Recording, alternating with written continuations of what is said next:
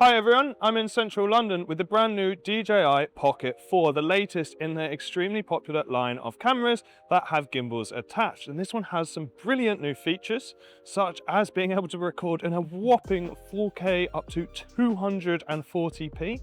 You can also shoot up to 37 megapixel photos on this camera. It has a little attached mic that I'm using now. And it also has the auto tracking mode that we've seen in some of their other products. So let's test it out.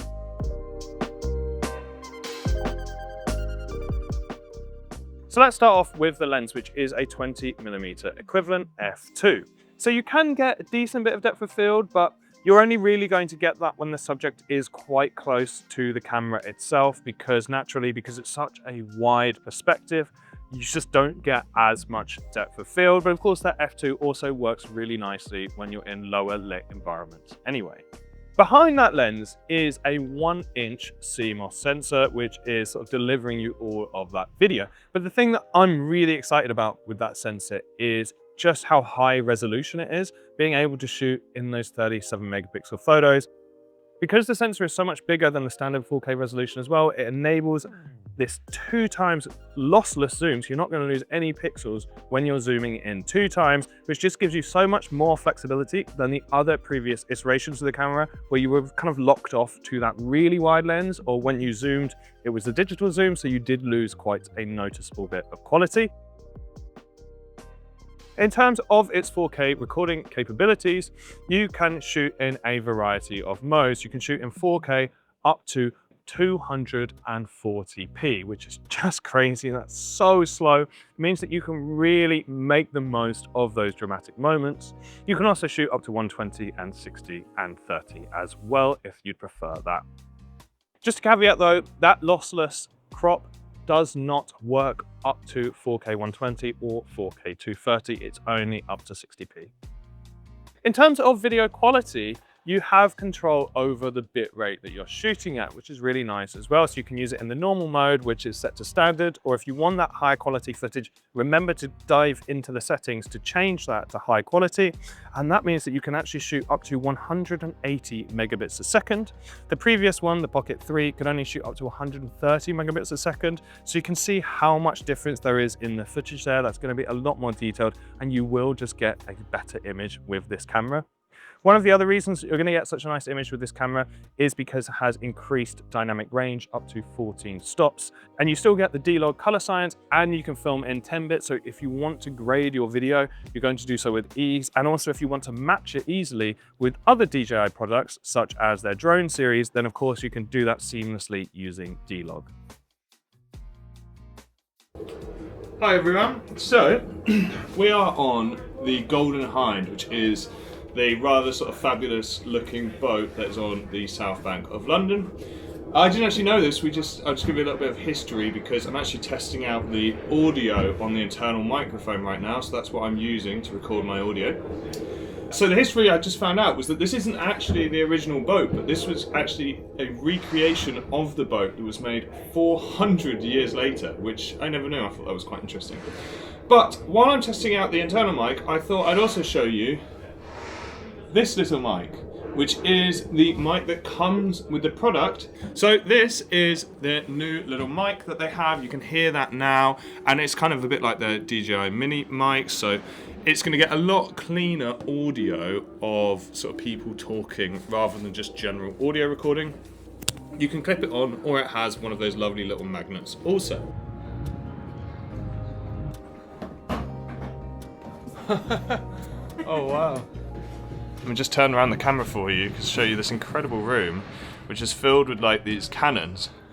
I'm gonna say it's also probably about 3.5 feet tall. I mean, I know people were shorter back in the day, but this is literally ridiculous how cramped it is in this room.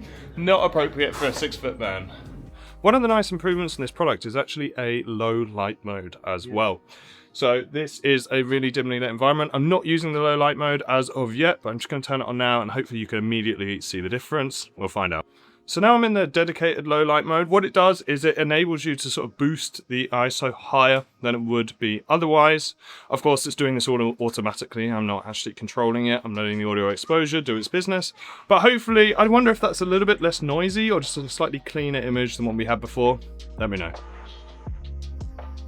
One thing I really want to tell you about is the auto tracking mode, which is something that they just introduced or revamped with their recent RS5 Mini, and it just works so well. You can activate it with your hands, and it just means that whatever your subject is, it'll just follow you around and make sure the gimbal will automatically make sure that that subject is bang dead in the center of the frame. That means that you're just going to have to not worry so much about composing your shot or making sure that all of the motion is always perfect, because it can do it for you. In this day and age, it's just nice. It also means that, let's say if I wanted to get some behind the scenes from my proper, bigger DSLR mirrorless camera, then you can always attach this to your camera, and a lot of people will use these for sort of behind the scenes stuff. So you've got your camera on the action of whatever you're filming, and then you've got this often pointed at yourself, and then you could use that auto tracking just to make sure that you're always in the center of frame, which doubles up really nicely as sort of authentic behind the scenes content. There's a really nice way that you can use these in a professional environment. One other way, though, that you could use these in a professional environment is just in a normal video. So what I thought I'd like to do for you now is I'm just going to shoot myself here, do my piece to camera like this, and cut between these two shots. I'll do it side by side as well. And hopefully you can see the quality difference pretty visibly. I don't think it's going to be that noticeable. I think the quality difference is much more to do with the depth of field, because you can see in this one there isn't as much depth of field, whereas this one we're shooting on a lovely nice Sony G Master lens, shooting at about f1.8, so of course we're going to blow out that background really nicely. This camera will struggle to do that as much, but in terms of just proper video quality and how good the file looks, I think it's pretty shocking how close they will match together.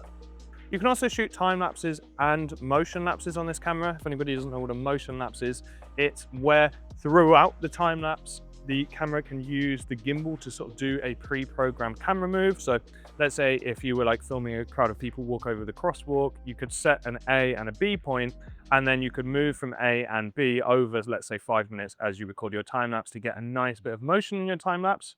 You can actually even set more points than that. You can set up to D points, so A, B, C, and D, having 4 points in your motion lapse for really dynamic movement. You can also do standard time lapses with various iterations of how often it's shooting those photos, or you can use the hyper-lapse mode if you want to walk and just get those really dynamic hyper-lapse shots.